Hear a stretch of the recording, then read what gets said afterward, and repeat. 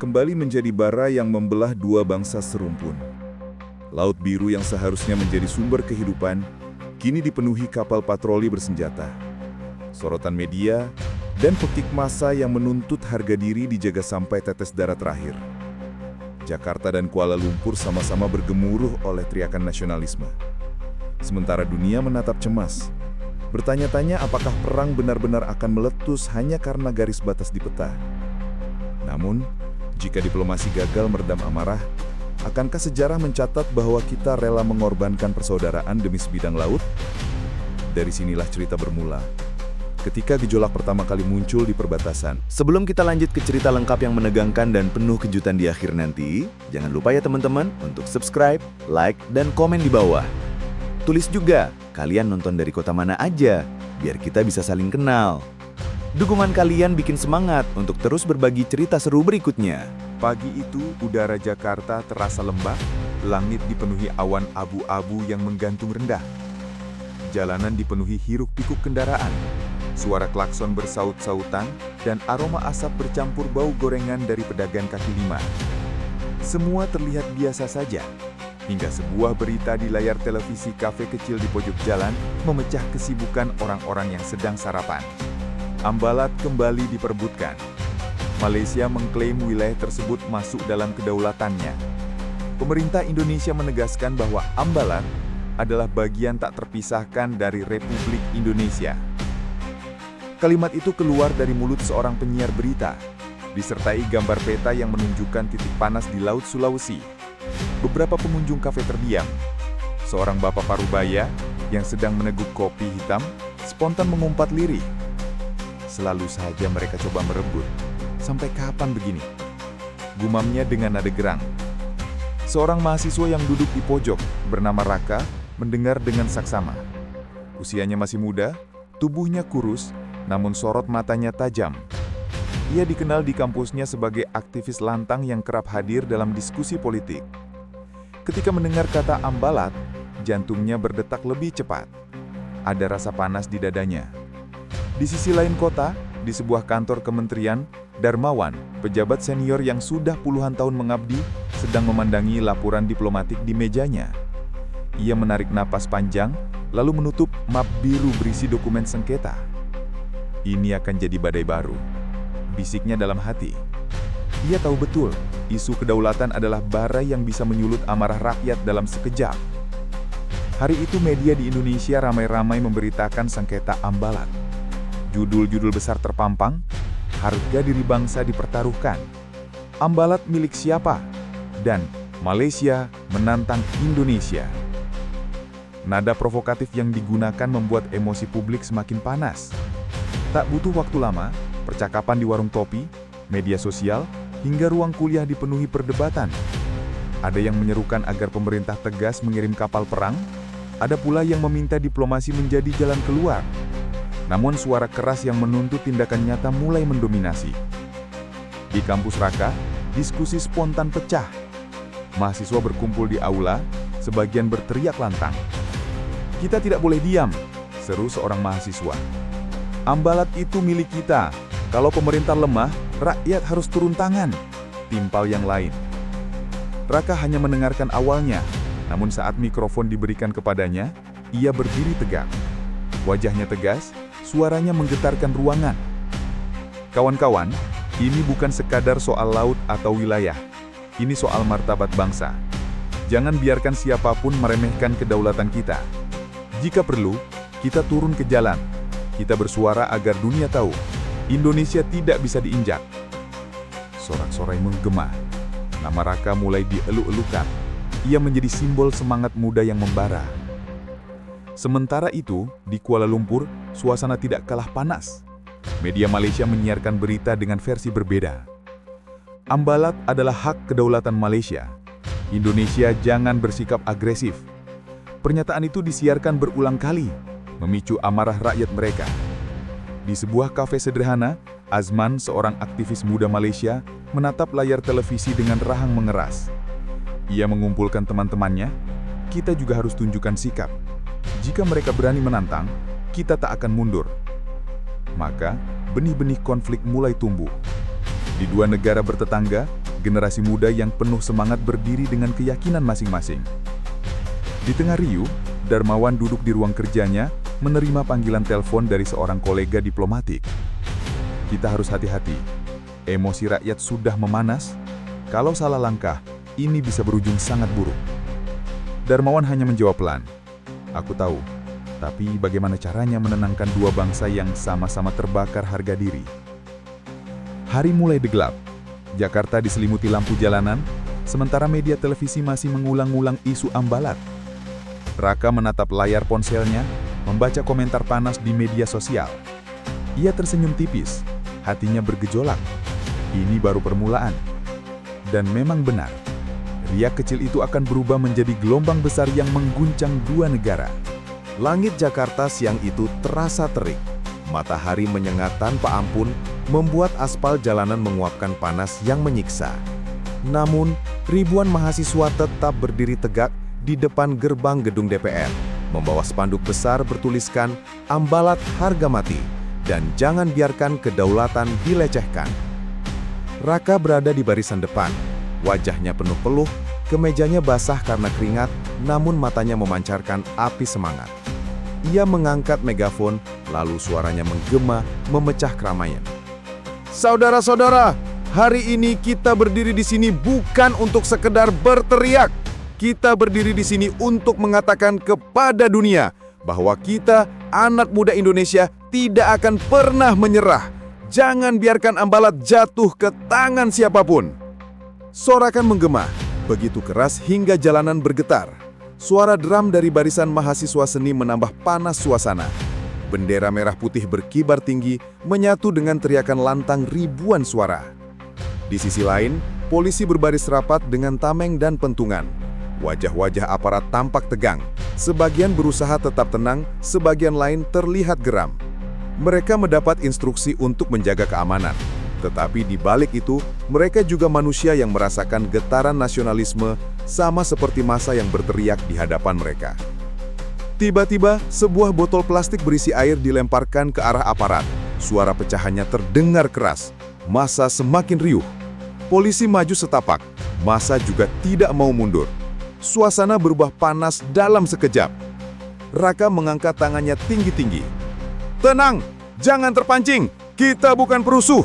Kita pejuang suara rakyat, teriaknya dengan lantang. Namun tidak semua mau mendengar. Dari barisan belakang ada yang mulai mendorong, melempar dan berteriak kasar. Situasi tak terkendali. Di dalam gedung DPR, para pejabat sedang menggelar rapat darurat. Darmawan ikut duduk di kursi panjang berlapis hijau. Keningnya berkerut dalam, laporan dari aparat keamanan masuk terus-menerus. Jika tidak dikendalikan, bentrokan besar akan terjadi, ujar salah satu komandan polisi. Bagaimana dengan respons pemerintah? Tanya anggota dewan yang lain, suaranya cemas. Darmawan menatap mereka dengan tatapan berat. Rakyat menuntut ketegasan. Jika kita hanya bicara diplomasi, mereka akan menuduh kita pengecut. Tapi jika kita terlalu keras, dunia akan menuding kita agresif. Di luar, suara teriakan semakin bising. Gas air mata mulai dilepaskan. Massa berhamburan, batuk, dan menangis. Namun di tengah kekacauan itu, Raka tetap berdiri. Matanya merah karena pedih, tapi ia tidak mundur. Dengan suara serak, ia berteriak, "Jangan takut! Inilah harga yang harus kita bayar demi kedaulatan." Gambar-gambar protes itu tersebar cepat. Media nasional menyiarkan langsung. Media asing mengulas dengan tajam. Judul-judul sensasional muncul. Jakarta bergejolak. Mahasiswa tantang pemerintah, Ambalat jadi bara api. Keesokan harinya, suasana tidak mereda. Demonstrasi justru semakin besar. Tidak hanya mahasiswa, buruh, aktivis, bahkan masyarakat biasa ikut turun ke jalan. Jakarta seakan terbakar oleh suara rakyat. Raka kini dikenal luas. Wajahnya muncul di layar televisi. Fotonya tersebar di media sosial. Ada yang memuji keberaniannya, ada pula yang mencaci dengan tuduhan provokator. Namun bagi dirinya, semua itu tak penting. Yang ia tahu, ia sedang memperjuangkan sesuatu yang lebih besar dari dirinya sendiri. Sementara itu di Surabaya, ratusan pemuda juga turun ke jalan. Mereka membawa replika kapal perang dan membakar bendera Malaysia. Amarah rakyat semakin sulit dibendung. Di beberapa kota lain, aksi serupa juga terjadi. Indonesia seakan berada di ambang sesuatu yang tak pernah dibayangkan sebelumnya. Di Kuala Lumpur, Asman membaca berita tentang protes di Jakarta. Bibirnya terkatup rapat, dadanya bergumuruh. Ia memandang teman-temannya dan berkata, "Mereka menantang, kita tidak bisa diam. Besok kita turun." Dan benar saja, keesokan harinya, jalan-jalan di pusat Kuala Lumpur penuh dengan ribuan orang. Mereka membawa bendera, berteriak lantang, menuduh Indonesia arogan, menuntut pemerintah mereka untuk tidak mundur satu langkah pun. Di balik layar, Darmawan menerima panggilan dari seorang diplomat senior. Suaranya berat, penuh tekanan. "Ini sudah di luar kendali. Jika kedua pihak tidak segera duduk bersama, aku takut kapal-kapal perang benar-benar akan saling berhadapan di laut."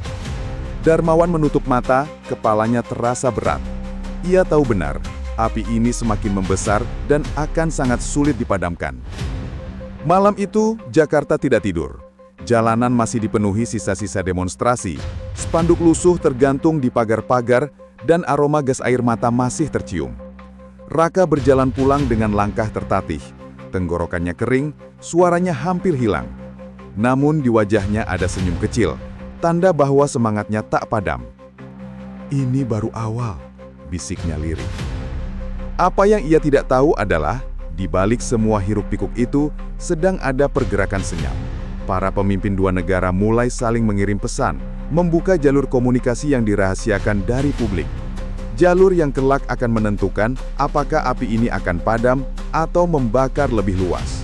Pagi itu, Kuala Lumpur dibangunkan oleh suara klakson, teriakan pedagang, dan hiruk-pikuk kendaraan di jalan utama. Namun di balik keseharian itu, ada sesuatu yang berbeda.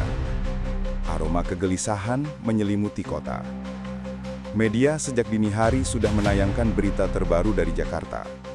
Ribuan mahasiswa Indonesia kembali turun ke jalan, membawa poster dan spanduk dengan kalimat yang menyinggung Malaysia. Di sebuah warung kopi sederhana di Jalan Kokit, beberapa pemuda duduk mengelilingi meja kayu. Di layar televisi, berita memperlihatkan cuplikan protes di depan gedung DPR. Ada gambar bendera Malaysia yang dibakar, disoraki ribuan orang. Wajah Azman menegang. Ia memukul meja hingga gelas kopi bergetar. "Mereka sudah melampaui batas, membakar bendera kita seolah-olah kita tidak punya kehormatan. Kita tak bisa tinggal diam," serunya dengan nada marah.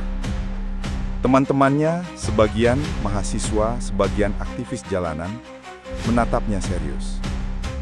Salah satu dari mereka, pria berkacamata bernama Farid, mengangguk pelan. "Kalau kita diam, pemerintah kita akan terlihat lemah. Kita harus tunjukkan bahwa kita juga berani." Azman berdiri. Tubuhnya tegap, sorot matanya penuh keyakinan. "Besok kita turun. Kita akan buktikan bahwa rakyat Malaysia tidak akan tunduk pada siapapun. Kita bukan bangsa yang bisa diinjak-injak." Kata-katanya disambut teriakan setuju. Dari meja kopi kecil itu, sebuah rencana lahir. Keesokan paginya, Kuala Lumpur berubah. Jalanan utama dipenuhi lautan manusia. Bendera Malaysia berkibar tinggi. Spanduk bertuliskan, "Ambalat milik kami," dan "Indonesia provokatif" terbentang luas. Ribuan orang berbaris. Suara mereka menggema hingga menembus gedung-gedung tinggi. Azman berada di barisan terdepan. Ia memegang megafon, suaranya lantang menusuk telinga siapa saja yang mendengar. "Wahai saudara-saudaraku, kita tidak bisa membiarkan tetangga kita merendahkan martabat bangsa ini. Ambalat adalah hak kita, dan kita tidak akan menyerah meski harus berhadapan dengan dunia sekalipun." Sorak-sorai membahana. Seorang ibu rumah tangga yang ikut turun ke jalan menangis sambil memegang bendera kecil. Di sampingnya, seorang buruh muda berteriak hingga suaranya serak. Protes itu bukan lagi sekedar aksi mahasiswa, melainkan luapan emosi dari berbagai kalangan. Polisi Malaysia berjaga ketat.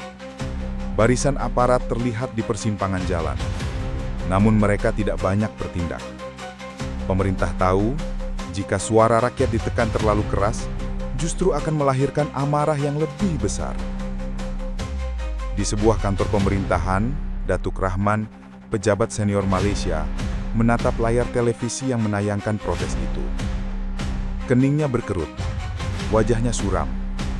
Ia tahu betul, jika situasi dibiarkan, hubungan diplomatik akan runtuh. Namun jika pemerintah menegaskan klaim, tensi dengan Indonesia akan semakin meledak. Kita terjebak, katanya lirih kepada stafnya. Apapun yang kita lakukan, rakyat menuntut lebih banyak. Media asing mulai meliput. Wartawan dari Eropa dan Asia Tenggara berdiri di jalan-jalan Kuala Lumpur, melaporkan langsung bagaimana ribuan massa bersuara lantang.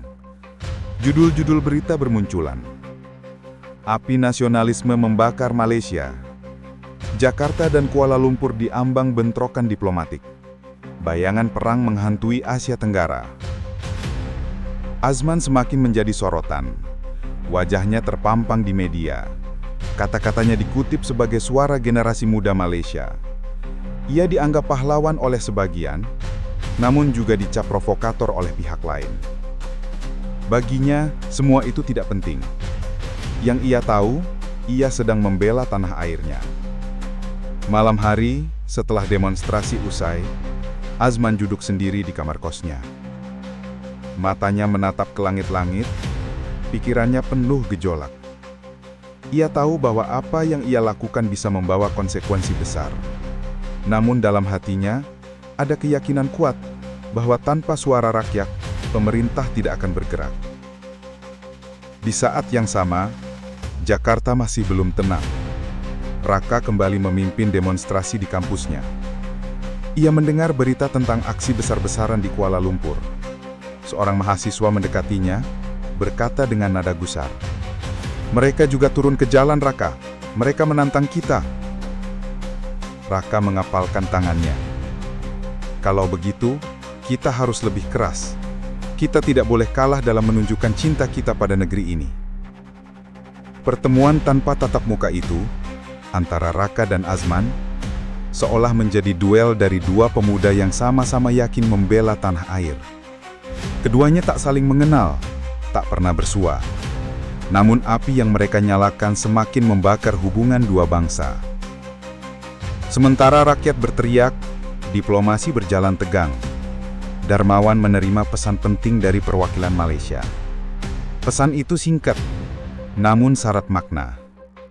"Kita perlu berbicara, namun jangan sampai publik tahu." Darmawan menutup ponselnya, menatap kosong ke arah jendela kantor. Jalan di luar penuh kendaraan, lampu-lampu kota berkelip. Namun di matanya, hanya ada bayangan dua bangsa yang sama-sama terbakar harga diri. Dan di antara keduanya, ada dirinya yang harus menemukan jalan keluar. Kuala Lumpur malam itu masih riuh. Meski demonstrasi usai, obrolan di warung kopi, di pasar, hingga di rumah-rumah masih berkisar pada satu hal. Ambalat. Orang-orang berbicara dengan nada emosi, seakan-akan perang sudah di depan mata. Azman menutup matanya, lalu berbisik pelan pada dirinya sendiri. Jika mereka bersuara, kita juga bersuara. Jika mereka maju, kita juga maju. Tidak ada jalan mundur. Apa yang ia tidak tahu adalah bahwa di seberang laut, seorang pemuda bernama Raka sedang berbisik hal yang sama. Dan dunia menyaksikan, dua suara dari dua negara kini saling bertabrakan, menggelinding menjadi gelombang besar yang tak bisa dihentikan dengan mudah. Jakarta malam itu seolah tak pernah benar-benar tidur. Jalanan masih padat, kantor-kantor pemerintahan dipenuhi lampu yang menyala hingga dini hari, dan telepon di meja para pejabat berbunyi tanpa henti. Suasana mencekam.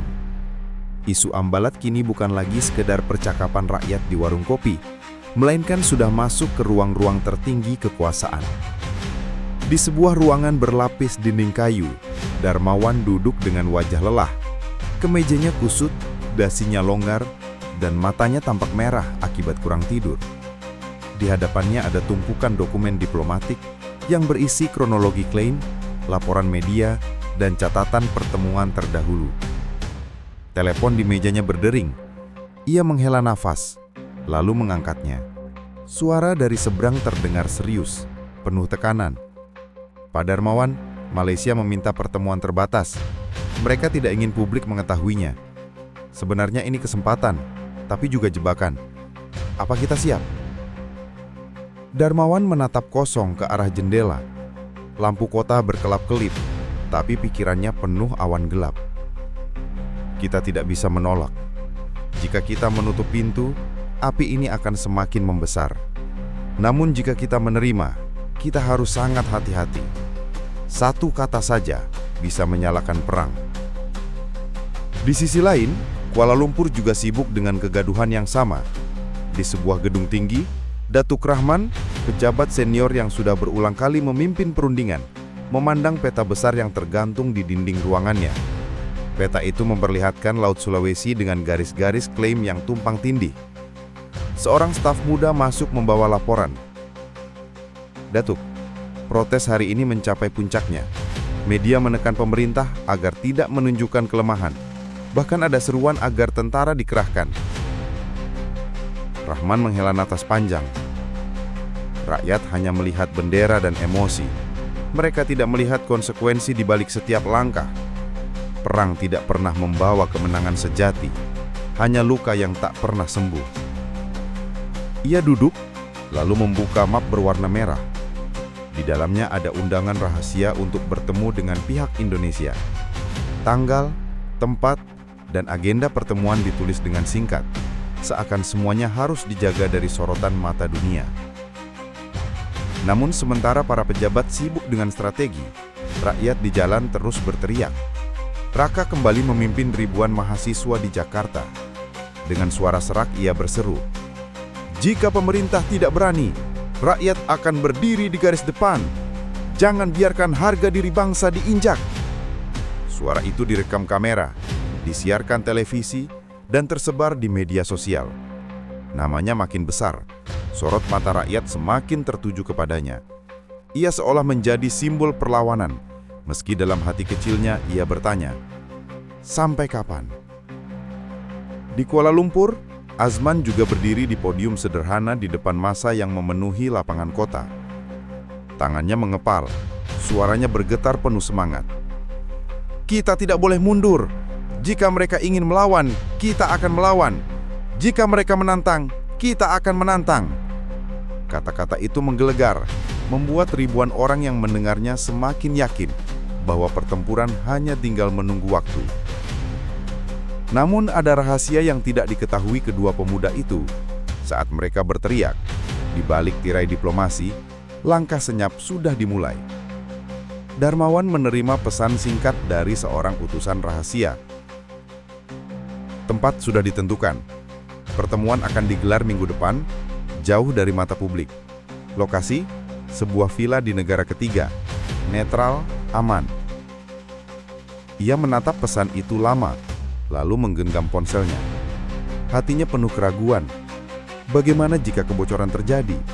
Bagaimana jika rakyat tahu bahwa di saat mereka berkorban di jalanan, pemerintah justru duduk di meja bundar?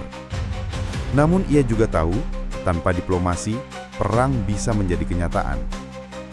Di malam yang sama, Rahman menulis catatan tangan yang akan ia bawa dalam pertemuan itu. Kalimatnya penuh perhitungan.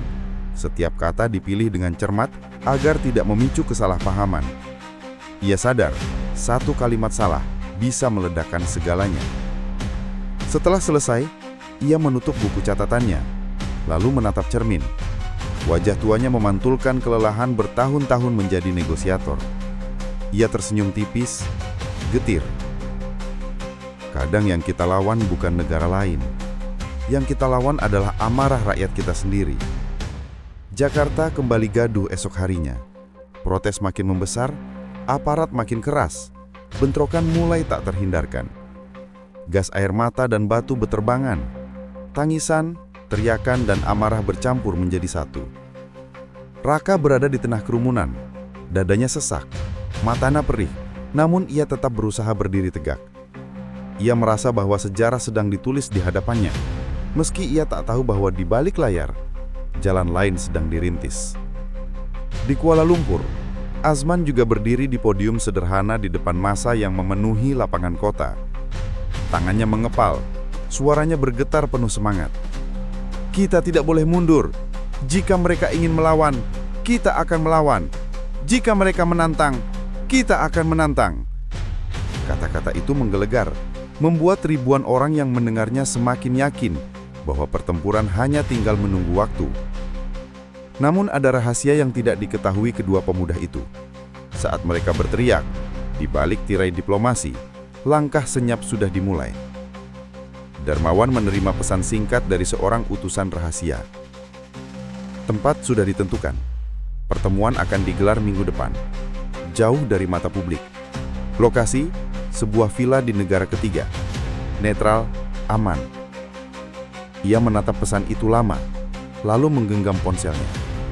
Hatinya penuh keraguan. Bagaimana jika kebocoran terjadi? Bagaimana jika rakyat tahu bahwa di saat mereka berkorban di jalanan, pemerintah justru duduk di meja bundar? Namun ia juga tahu, tanpa diplomasi, perang bisa menjadi kenyataan. Di malam yang sama, Rahman menulis catatan tangan yang akan ia bawa dalam pertemuan itu. Kalimatnya penuh perhitungan. Setiap kata dipilih dengan cermat agar tidak memicu kesalahpahaman. Ia sadar, satu kalimat salah bisa meledakkan segalanya. Setelah selesai, ia menutup buku catatannya, lalu menatap cermin. Wajah tuanya memantulkan kelelahan bertahun-tahun menjadi negosiator. Ia tersenyum tipis, getir. Kadang yang kita lawan bukan negara lain. Yang kita lawan adalah amarah rakyat kita sendiri. Jakarta kembali gaduh esok harinya. Protes makin membesar, aparat makin keras. Bentrokan mulai tak terhindarkan. Gas air mata dan batu beterbangan. Tangisan, teriakan dan amarah bercampur menjadi satu. Raka berada di tengah kerumunan. Dadanya sesak, matanya perih, namun ia tetap berusaha berdiri tegak. Ia merasa bahwa sejarah sedang ditulis di hadapannya, meski ia tak tahu bahwa di balik layar, jalan lain sedang dirintis. Azman di Kuala Lumpur juga merasakan hal yang sama. Di tengah gelombang manusia, ia merasa menjadi bagian dari sesuatu yang besar, sesuatu yang lebih daripada sekedar dirinya. Namun ia pun tak tahu bahwa suara rakyat yang ia pimpin sebenarnya sedang diarahkan ke jalur diplomasi rahasia yang berusaha menjaga semuanya agar tidak runtuh. Malam itu Darmawan duduk sendiri di ruang kerjanya. Di atas meja ada dua dokumen. Satu berisi rencana pengiriman kapal perang ke perairan Ambalat. Satu lagi berisi agenda pertemuan rahasia. Tangannya gemetar saat menyentuh kedua dokumen itu. Dua jalan terbentang di hadapannya. Satu penuh darah, satu penuh risiko politik. Ia berbisik lirih, hampir tak terdengar. Semoga sejarah berpihak pada jalan damai. Dan dengan itu, tirai diplomasi mulai bergerak. Pertemuan rahasia sedang disiapkan tanpa sepengetahuan rakyat yang masih berteriak di jalanan. Gelombang besar di permukaan semakin membesar. Sementara di dasar laut, arus tenang mulai berusaha melawan badai. Suasana di Jakarta masih panas. Aksi demonstrasi yang berlangsung beberapa hari berturut-turut membuat jalanan di sekitar kedutaan Malaysia penuh sesak oleh massa. Di televisi, di layar ponsel, bahkan di radio, kata Ambalat tak pernah berhenti disebut. Orang-orang berbicara dengan nada marah. Sebagian dengan lantang menyebut soal harga diri bangsa. Namun di balik semua riuh itu, ada ruang hening yang jauh dari sorotan kamera. Tempat para pejabat negara saling beradu kata dengan cara berbeda. Di sebuah gedung berarsitektur kolonial di bilangan Menteng, lampu gantung tua berkilau menerangi ruang pertemuan yang dijaga ketat. Para diplomat senior Indonesia berkumpul dengan wajah serius. Mereka duduk melingkar di meja besar, membuka map-map berisi dokumen hukum internasional, peta wilayah, hingga catatan nota diplomatik yang telah dilayangkan ke pihak Malaysia. Situasi ini tidak bisa kita biarkan terus berlarut, ujar Menteri Luar Negeri dengan suara rendah, namun tegas. Kita harus tetap berdiri di atas kedaulatan, Tetapi jangan sampai emosi publik menyeret kita pada sesuatu yang tidak diinginkan. Seorang staf ahli mengangguk pelan. Rakyat menghendaki sikap tegas, namun kita tahu perang hanya akan membawa luka panjang. Jika kita bisa membuka jalur komunikasi, setidaknya ada peluang untuk meredakan ketegangan. Suasana hening sesaat. Semua menyadari betapa sulitnya berada di tengah pusaran ini. Di luar gedung, massa bersorak menuntut tindakan keras. Sementara di dalam, mereka sedang menghitung langkah agar bangsa tidak terjebak pada keputusan yang merusak masa depan. Di waktu yang hampir bersamaan, di Putrajaya, Malaysia, para pejabat tinggi negeri jiran juga menggelar rapat tertutup. Perdana Menteri menatap para menterinya dengan mata tajam. Kita harus menjaga martabat negara ini, tetapi kita juga tidak bodoh. Kita tahu, sekali peluru dilepaskan, maka akan sulit menghentikan api yang sudah terlanjur menyala. Seorang pejabat pertahanan menimpali. Media kita pun terus mengobarkan semangat patriotik. Rakyat menuntut agar pemerintah tidak dianggap lemah. Tetapi saya kira, kita tetap harus membuka pintu komunikasi dengan Jakarta. Apapun caranya, perang bukan pilihan. Diskusi panjang malam itu di kedua ibu kota berjalan dengan arah yang sama. Bagaimana menyeimbangkan emosi publik dengan logika diplomasi? Hanya saja hal itu tidak mudah. Setiap langkah diplomatik yang terlalu lembut bisa dianggap pengkhianatan oleh masyarakat. Setiap sikap terlalu keras bisa menjadi bahan bakar untuk konflik bersenjata. Di Jakarta, setelah rapat panjang, keputusan diambil. Menteri Luar Negeri diminta menyiapkan jalur komunikasi informal dengan rekannya dari Malaysia. Tidak boleh ada publikasi, tidak boleh ada kebocoran ke media. Semua harus dilakukan dengan hati-hati, seakan sedang berjalan di atas tali tipis yang terbentang di jurang dalam. Keesokan harinya, sebuah pesan diplomatik rahasia dikirimkan melalui jalur yang tidak biasa. Bukan lewat nota resmi, bukan lewat pernyataan pers, melainkan lewat utusan khusus yang dipercaya menjaga kerahasiaan. Pesan itu singkat. Ajakan untuk bertemu secara tertutup di negara tiga, membicarakan langkah-langkah meredakan ketegangan sebelum semuanya terlambat. Di Malaysia, ketika pesan itu tiba, beberapa pejabat terdiam. Ada keraguan, ada juga kelegaan.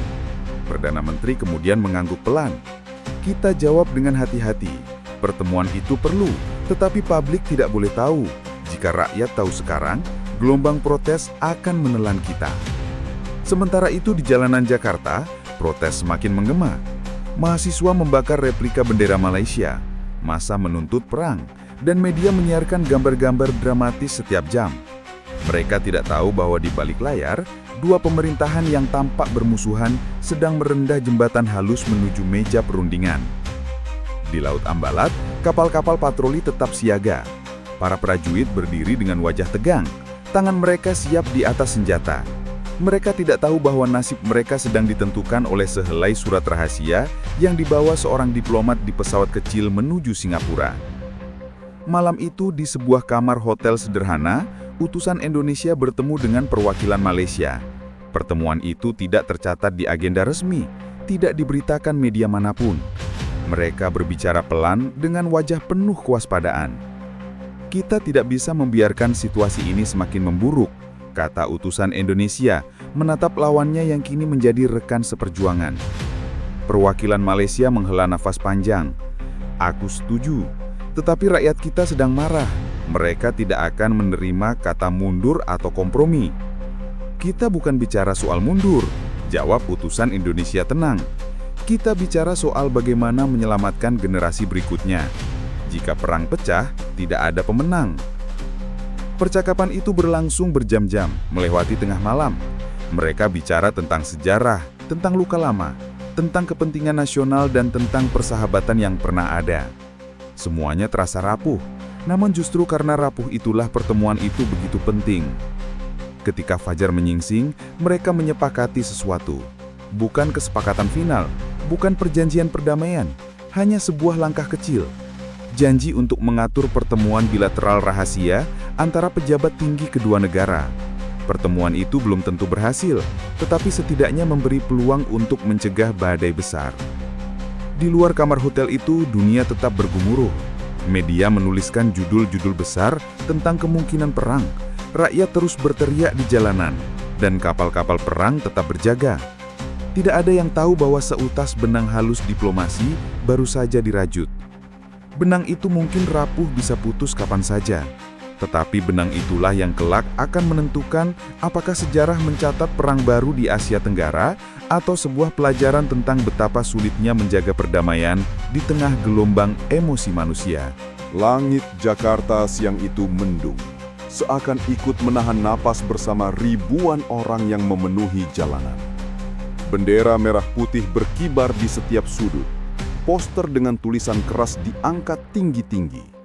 Suara teriakan mahasiswa bercampur dengan nyanyian nasional yang diperdengarkan dengan penuh amarah. Ambalat milik kita, usir Malaysia! Begitu suara yang bergema di antara gedung-gedung tinggi ibu kota. Massa datang dari berbagai kampus, organisasi pemuda, hingga kelompok masyarakat biasa. Mereka bersatu oleh satu kata, kedaulatan. Ada yang membawa spanduk bergambar kapal perang, ada yang menyalakan flare merah, ada pula yang memukul-mukul kaleng bekas agar suara mereka semakin menggema. Di tengah kerumunan, wajah-wajah muda tampak merah oleh terik dan emosi. Mata mereka menyala. Ada semacam semangat yang tak lagi bisa ditahan, seakan setiap langkah mereka adalah bagian dari sejarah besar bangsa. Seorang orator berdiri di atas mobil komando. Suaranya bergetar namun penuh keyakinan. Kita tidak akan mundur. Ambalat adalah harga diri kita. Jika pemerintah ragu, maka rakyatlah yang akan berdiri di garis depan. Sorak-sorai menggelegar. Ratusan bendera berkibar serentak, menutupi langit yang semakin kelabu. Di layar televisi, stasiun-stasiun berita menyiarkan suasana itu secara langsung. Jurnalis berdiri di tengah lautan manusia, melaporkan betapa protes semakin meluas. Di kota-kota lain, terutama di Surabaya, Makassar, dan Yogyakarta, massa juga turun ke jalan dengan tuntutan serupa. Di sisi lain, Kuala Lumpur juga bergejolak. Jalanan di depan Kedutaan Besar Indonesia penuh oleh ribuan warga Malaysia yang merasa tersinggung dengan aksi di Jakarta. Mereka membalas dengan membakar poster tokoh-tokoh Indonesia, menuliskan kata-kata penghinaan, dan berteriak lantang menuntut pemerintah mereka menunjukkan sikap keras. Suasana menjadi panas bukan hanya di jalanan, tetapi juga di ruang-ruang digital. Media sosial dipenuhi ujaran kebencian, tagar bernada provokasi bertebaran. Orang-orang saling menyerang dengan kata-kata tajam, seakan dunia maya adalah medan tempur baru. Sementara itu, di Laut Ambalat, ketegangan semakin terasa. Kapal-kapal patroli dari kedua negara saling mendekat, hanya dipisahkan oleh garis tak terlihat di air biru. Para prajurit berdiri di geladak dengan seragam penuh. Mata mereka tajam, tangan mereka siap disenjata. Radio komunikasi berderak-derak menyampaikan perintah agar jangan memulai tembakan, tetapi tetap siaga penuh. Kapten muda di salah satu kapal Indonesia menatap horizon dengan rahang mengeras. Sedikit saja salah langkah, kita akan masuk perang. Gumamnya hampir tak terdengar oleh anak buahnya. Di ruang rapat Parlemen Jakarta, suasana pun tak kalah tegang. Para anggota dewan berdebat keras, saling berteriak menuntut pemerintah bersikap lebih tegas. Ada yang mengusulkan pengiriman tambahan kapal perang, ada yang menuntut pemutusan hubungan diplomatik. Meja rapat bergemuruh oleh suara kursi digeser kasar dan mikrofon yang dipukul dengan penuh amarah. Di Malaysia, parlemen juga bergolak. Oposisi menuding pemerintah terlalu lembek, sementara kelompok nasionalis berteriak menuntut tindakan nyata. Tekanan dari dalam negeri semakin besar, membuat pemimpin di kedua negara seakan terjepit di antara tuntutan rakyat dan keharusan menjaga stabilitas. Malam itu, Jakarta tidak tidur. Di depan Kedutaan Malaysia, ribuan mahasiswa mendirikan tenda, melanjutkan aksi dengan api unggun kecil dan nyanyian perjuangan. Beberapa mahasiswa menangis, bukan karena lelah, tetapi karena marah. Negeri kita diremehkan, ucap seorang pemuda dengan suara serak. Kita tidak boleh diam. Di layar televisi, reporter melaporkan langsung dari lokasi, suaranya penuh ketegangan. Kamera menyorot wajah-wajah muda yang penuh idealisme, lalu bergeser pada barisan polisi yang berjaga dengan perisai. Situasi rapuh, setiap percikan bisa memicu ledakan. Di Kuala Lumpur, pemandangan hampir serupa terjadi. Ribuan warga berkumpul, meneriakan kalimat balasan. Kedutaan Indonesia dipenuhi barikade, dijaga ketat oleh aparat keamanan. Rasa benci semakin tumbuh di antara dua bangsa yang seharusnya serumpun. Emosi publik ini berada di titik paling berbahaya. Nasionalisme yang seharusnya menjadi semangat positif berubah menjadi bara panas yang bisa membakar apapun. Namun di balik semua hiruk-pikuk itu, hanya segelintir orang tahu bahwa utusan kedua negara sedang bersiap menuju sebuah pertemuan rahasia. Pertemuan yang mungkin menjadi satu-satunya jalan keluar sebelum api benar-benar melahap segalanya. Tetapi untuk saat itu, rakyat tidak peduli. Mereka hanya tahu bahwa harga diri bangsa harus dibela meski dengan darah sekalipun. Dan di jalanan, di layar televisi, di atas kapal patroli, di ruang parlemen, bara nasionalisme terus menyala. Bara yang siap menjadi kobaran api jika angin sedikit saja berhembus kencang. Jakarta memasuki malam yang tidak biasa. Jalanan di sekitar kedutaan Malaysia penuh sesap oleh ribuan massa yang sudah bertahan berhari-hari. Api unggun dari ban yang dibakar membuat udara pekat oleh asap. Poster-poster lusuh masih digenggam erat, sementara suara orasi terus menggema dari pengeras suara yang dipasang di atas mobil komando. "Bangsa kita tidak bisa diinjak-injak!" teriak seorang mahasiswa, wajahnya basah oleh keringat. "Jika pemerintah tak mampu, maka rakyatlah yang akan berdiri paling depan." Sorak-sorai membahana, bercampur dengan suara drum yang dipukul tanpa henti. Dari kejauhan, barisan polisi berperisai sudah siap. Helm-helm hitam berkilat diterpa cahaya lampu jalan. Perisai plastik berjajar rapi, seolah membentuk dinding dingin yang memisahkan massa dari gedung kedutaan. Ketegangan kian terasa ketika seseorang dari kerumunan melemparkan botol kaca berisi bensin. Botol itu pecah di jalan, api menyembur, menyalakan bara yang lebih besar. Polisi berteriak memberi peringatan, pengeras suara resmi meminta massa bubar, namun amarah sudah menutup telinga. Bentrok pun pecah. Gas air mata ditembakkan, menyebar di udara dengan bau menusuk. Massa berlarian sambil menutup mata yang perih, tetapi sebagian justru semakin marah. Batu, botol, bahkan potongan kayu dilemparkan ke arah polisi. Jalanan berubah menjadi medan perang kecil. Teriakan menggema di udara. Suara sirene ambulan melolong membawa mahasiswa yang terluka akibat pukulan atau terjatuh saat berlari. Namun di sisi lain, barisan depan massa tetap bertahan. Mereka saling mengunci tangan, berteriak lantang meski mata mereka basah oleh gas air mata. Di layar televisi, gambar bentrok itu disiarkan secara langsung.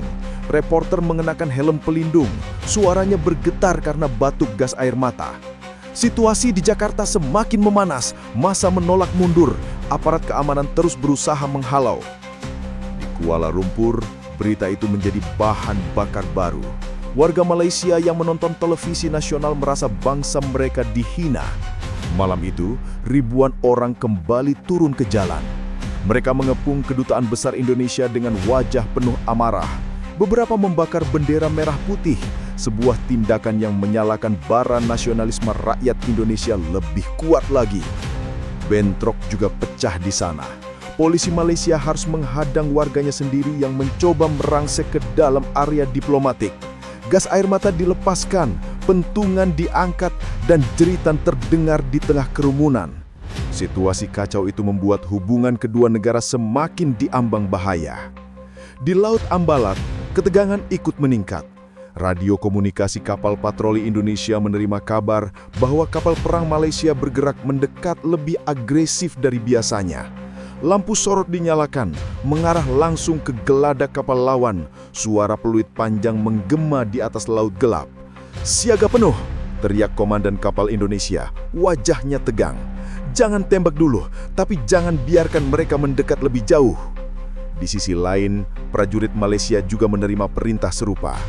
Dua kapal besar itu saling berhadapan, hanya terpisah beberapa ratus meter. Mesin berderu keras, suara ombak menghantam lambung kapal. Senjata sudah terpasang di posisi siaga. Satu peluru saja, dan perang akan pecah. Sementara itu, di ruang rapat Kabinet Jakarta, Presiden duduk dengan wajah pucat. Televisi menayangkan bentrokan di jalan. Laporan dari TNI menunjukkan kapal perang Malaysia bergerak semakin mendekat dan parlemen menekan untuk mengambil keputusan cepat. Jika kita mundur sekarang, rakyat akan menuduh kita pengecut. Tetapi jika kita maju, perang akan meletus dan kita tahu akibatnya. Presiden hanya menatap meja, jarinya mengetuk pelan.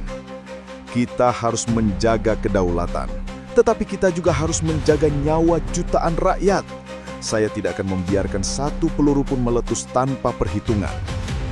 Di Putrajaya, Perdana Menteri Malaysia menghadapi dilema serupa. Tekanan rakyat semakin keras, oposisi berteriak di parlemen, media mengobarkan api nasionalisme. Ia tahu bahwa sekali kapal menembakkan peluru, hubungan kedua negara akan runtuh. Namun ia juga tahu, mundur berarti kehilangan wajah di depan rakyatnya sendiri. Di jalanan Jakarta, suasana makin liar. Massa membalikan sebuah mobil polisi, menyalakannya dengan api.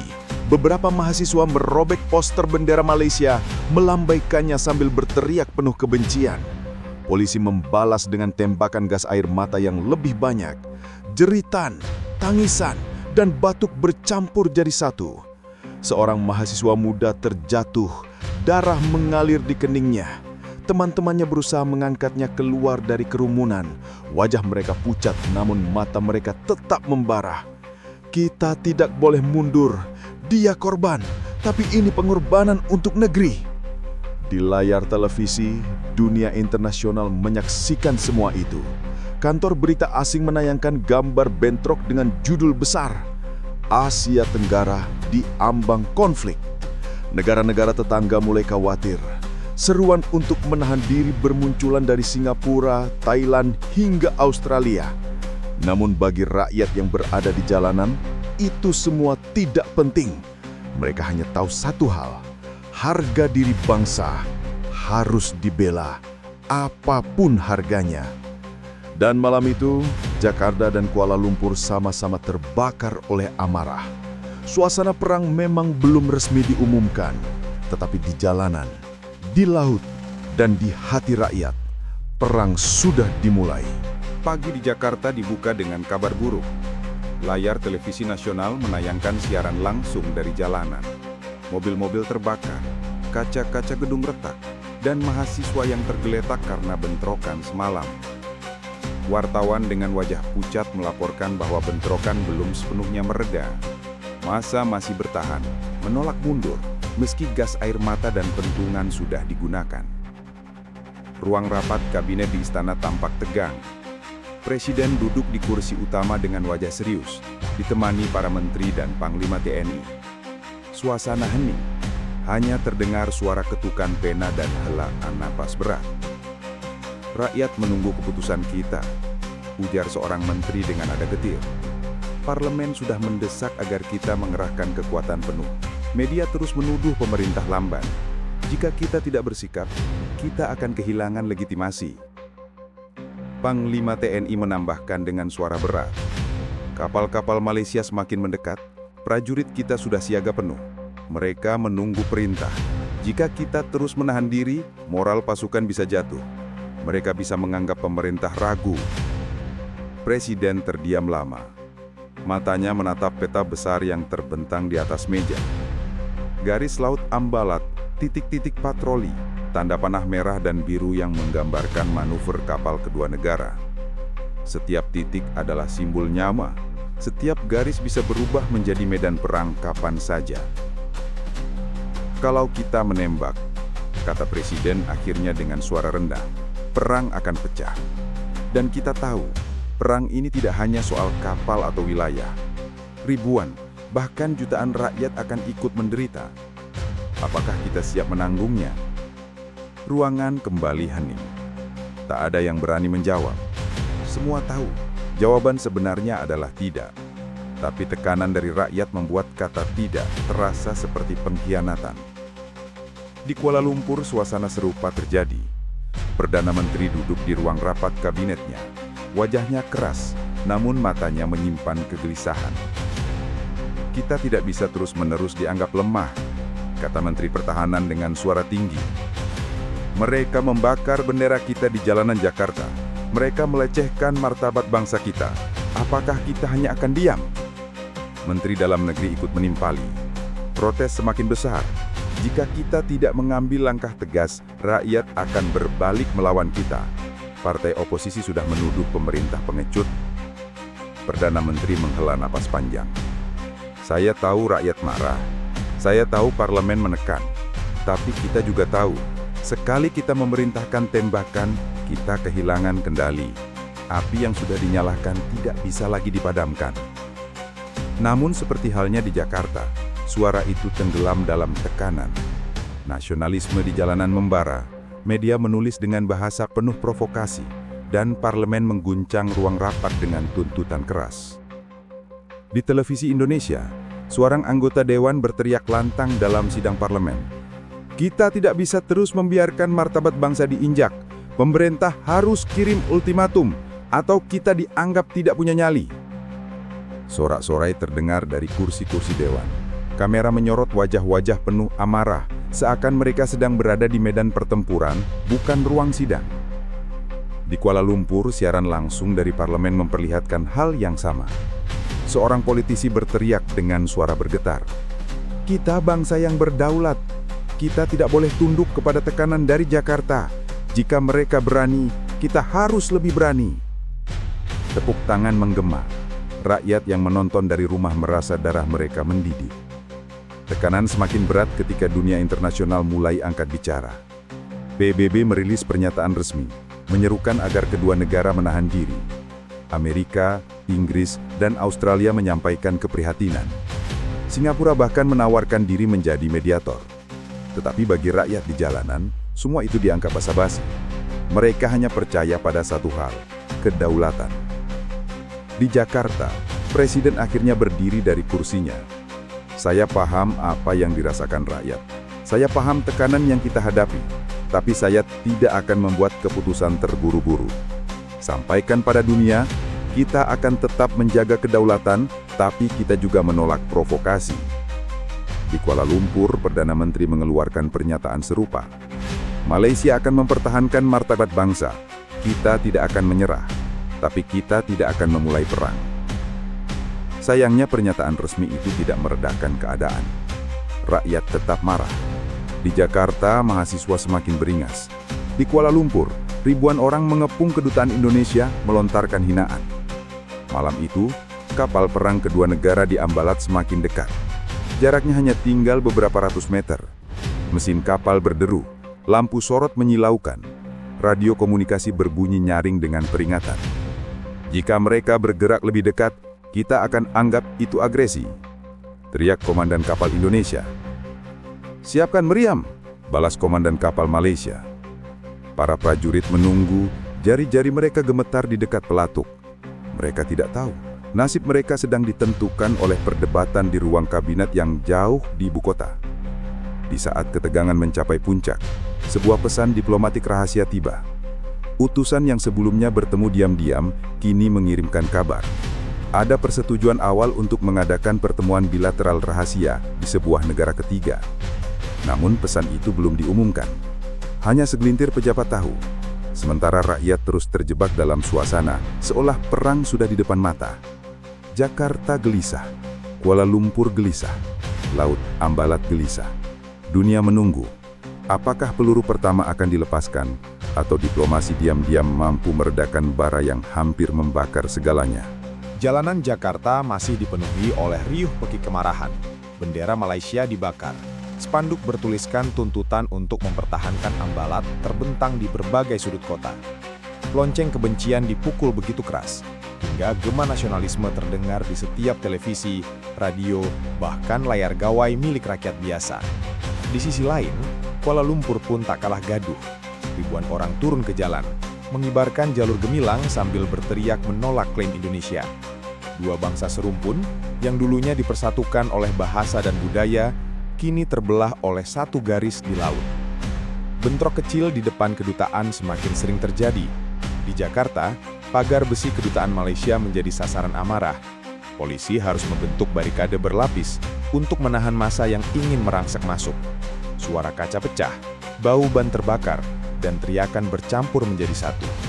Wartawan asing mengabadikan setiap detik, menyiarkannya ke dunia. Asia Tenggara diambang perang, begitu bunyi tajuk utama media luar negeri. Namun, di balik kerumunan yang menggelegak, ada pergerakan sunyi yang sama sekali tak diketahui publik. Sementara rakyat sibuk menyalakan api nasionalisme, beberapa orang dengan jas gelap dan raut wajah serius terbang tanpa sorotan kamera menuju Singapura. Pesawat mereka mendarat di sebuah landasan kecil pada tengah malam, dijaga ketat oleh aparat keamanan setempat. Tak ada sambutan resmi, tak ada karpet merah. Pertemuan itu harus berjalan tanpa sepengetahuan rakyat, bahkan tanpa bocor ke telinga media. Di sebuah ruangan berukuran sedang, dengan lampu temaram dan udara dingin dari pendingin ruangan, dua delegasi duduk berhadapan. Dari pihak Indonesia, hadir seorang pejabat senior Kementerian Luar Negeri, ditemani penasihat militer dan ahli hukum laut. Dari pihak Malaysia, seorang menteri penting hadir bersama tim diplomatiknya. Mereka saling bertukar tatap penuh kewaspadaan. Tak ada senyum, tak ada basa-basi panjang, hanya segelas air mineral di meja dan map tebal berisi dokumen. Rakyat kami sudah marah. Kami tak bisa menahan mereka lebih lama lagi jika kapal-kapal Anda terus masuk ke perairan Ambalat. Perwakilan Malaysia membalas dengan nada tegas. Dan rakyat kami pun merasa hak mereka dilanggar. Jika kita hanya menuruti emosi publik, perang tidak bisa dihindari.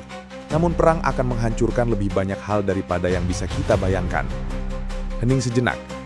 Hanya suara jam dinding yang terdengar, seolah menghitung detik menuju keputusan besar.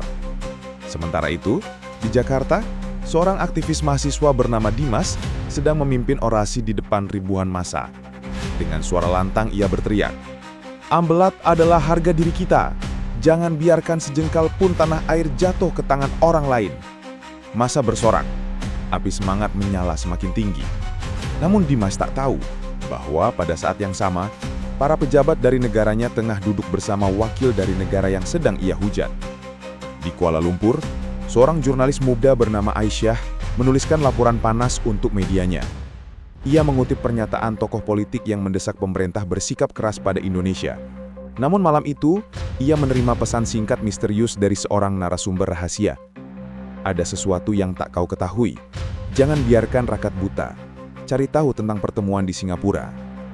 Aisyah tertegun. Dadanya berdebar. Apa arti pesan itu? Kembali ke ruang pertemuan rahasia.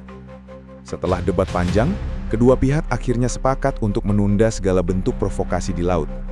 Kapal patroli akan ditarik sedikit ke belakang garis batas, dan media diminta menahan diri dengan narasi yang lebih menenangkan.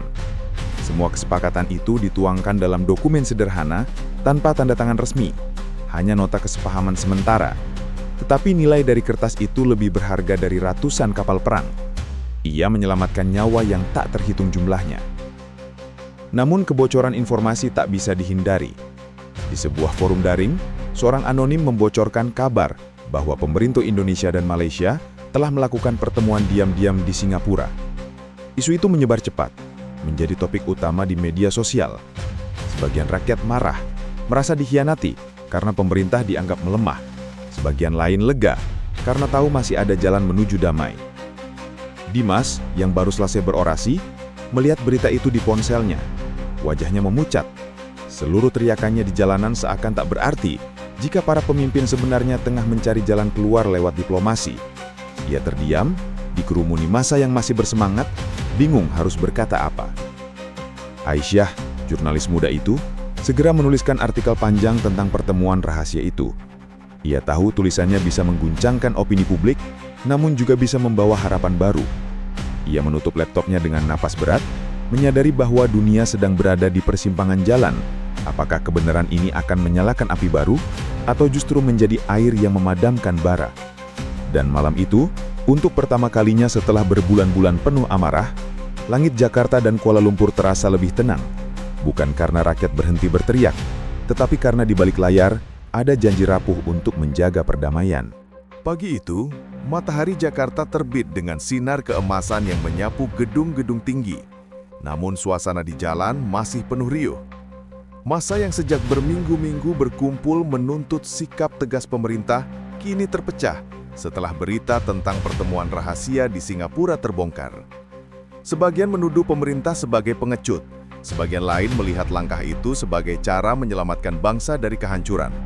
Dimas, aktivis muda yang selama ini menjadi garda depan protes, berdiri di tengah kerumunan yang tak lagi sekompak dulu. Tangannya menggenggam bendera merah putih yang lusuh, hatinya digelayuti dilema. Ia sadar, semangat nasionalisme yang ia kobarkan telah membakar emosi ribuan orang. Tetapi kebenaran bahwa para pemimpin sedang berusaha menempuh jalan damai membuatnya goyah. Di atas mobil komando, ia berbicara dengan suara bergetar. Kita semua mencintai negeri ini. Kita ingin kedaulatan dihormati. Tapi, jika ada jalan damai yang bisa menyelamatkan nyawa, apakah kita masih harus terus menyalakan api kebencian? Massa terdiam. Beberapa menunduk, sebagian lain berteriak menolak. Namun suasana tak lagi sekeras sebelumnya. Ada jeda dalam amarah mereka, seolah kata-kata itu membuka ruang untuk berpikir. Sementara itu, di Kuala Lumpur, Aisyah menatap layar komputernya. Artikel yang ia tulis tentang pertemuan rahasia telah menjadi berita utama di negaranya. Ia menerima ribuan komentar, dari pujian hingga hinaan. Namun ia tahu, tulisannya telah membuat banyak orang sadar bahwa pemerintah mereka tidak sekadar tunduk pada emosi massa. Ada upaya keras untuk menjaga perdamaian, meski dilakukan diam-diam. Di meja redaksi, editornya menepuk bahunya. Kau mungkin dibenci sebagian orang, tapi kau telah menulis sejarah.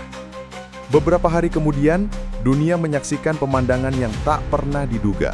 Di sebuah gedung konferensi internasional di Bangkok, para menteri luar negeri Indonesia dan Malaysia muncul berdampingan di hadapan media global. Mereka mengenakan jas rapi, wajah serius, namun dengan senyum tipis yang menandakan ada titik temu. Menteri Indonesia berbicara pertama. Kami telah berdiskusi panjang dan bersepakat bahwa sengketa ini akan diselesaikan lewat jalur hukum internasional, bukan dengan kekerasan. Kedua negara berkomitmen menjaga persaudaraan dan stabilitas kawasan. Menteri Malaysia menambahkan, kami sadar, emosi publik telah begitu tinggi, namun tanggung jawab kami adalah melindungi rakyat, bukan menjerumuskan mereka ke dalam perang. Karena itu, kami memilih jalan diplomasi. Kamera-kamera berkilat, berita itu segera menyebar ke seluruh dunia. Reaksi publik beragam, ada yang merasa lega, ada pula yang masih marah. Namun perlahan bara di jalanan mulai mereda. Kedutaan kembali dijaga tanpa kerusuhan, bendera berhenti dibakar, orasi mulai berkurang. Di Ambalat, laut yang sempat dipenuhi kapal patroli kini terlihat lebih tenang. Ombak bergulung seperti biasa, nelayan kembali melaut dengan waspada, namun lega. Para prajurit yang sebelumnya bersiaga penuh kini bisa menarik nafas panjang. Mereka tahu tugas menjaga kedaulatan belum selesai, tetapi setidaknya peluru tak jadi ditembakkan. Dimas memutuskan pulang ke kampus. Ia duduk di ruang kelas yang kosong, memandang papan tulis yang penuh coretan teori politik. Dalam hatinya, ia bertanya-tanya, apakah perjuangan di jalan selama ini sia-sia? Namun, ia sadar, suara rakyat tetap penting. Tanpa tekanan publik, mungkin pemerintah tak akan secepat itu mengambil langkah serius. Ia menutup matanya, menerima kenyataan bahwa nasionalisme bukan hanya tentang berteriak, melainkan juga tentang memberi ruang bagi akal sehat. Aisyah, di sisi lain, menulis artikel penutup tentang momen bersejarah itu. Ia menulis, Ambalat bukan hanya tentang peta dan batas laut, ia adalah cermin betapa rapuhnya persaudaraan serumpun ketika dibakar emosi, namun juga bukti bahwa diplomasi masih bisa menjadi jembatan di atas jurang perpecahan. Malam itu, Jakarta dan Kuala Lumpur sama-sama diterangi cahaya lampu kota yang gemerlap. Orang-orang kembali ke rumah, meski masih ada sisa perdebatan di warung kopi atau ruang keluarga. Namun suasana perang yang dulu begitu nyata, kini perlahan menguap. Di sebuah ruang kerja yang sunyi, seorang diplomat senior menatap peta Asia Tenggara di dinding. Ia menghela nafas lega, lalu berbisik pada dirinya sendiri. Perdamaian tidak pernah datang tanpa luka, tapi luka bisa sembuh jika kita mau menjahitnya bersama. Langit di atas Ambalat berwarna biru keperakan, seolah ikut menyimpan rahasia bahwa di tengah teriakan, bendera yang terbakar, dan gelombang emosi yang membara, ada sekelompok orang yang memilih diam-diam merendah damai. Dan dari situlah, jalan menuju masa depan yang lebih tenang mulai dibuka. Terima kasih sudah menonton cerita ini sampai selesai. Semoga kalian terhibur dan bisa mengambil hikmahnya. Jangan lupa untuk subscribe, like, dan share agar cerita-cerita seru berikutnya bisa terus hadir untuk kalian semua.